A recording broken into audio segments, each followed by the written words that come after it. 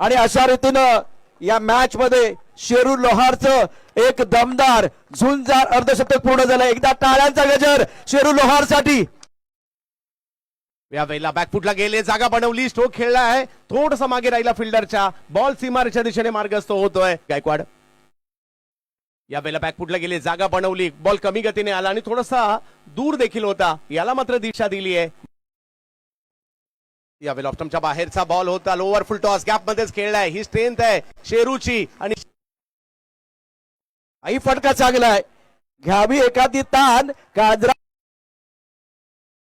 बॅकफुटला गेले तर चेंडू खेळून काढलाय पॉइंटच्या दिशेने, गॅप मध्ये चेंडू आहे, सीमारेषा पार करणार, चौकार। ओ हो गुडघा टेकला आणि षटकार ठोकला। शेरू लोहारनं पुन्हा एकदा चेंडू हवेत उडवलाय, क्षेत्ररक्षक इष्ट कबरचा लॉंग ऑफ मध्ये झेल सोडलाय, चेंडू सीमारेषा पार, चौकार। ऑन साइडला जबरदस्त फटका, या ठिकाणी शेरूच्या डोक्यात।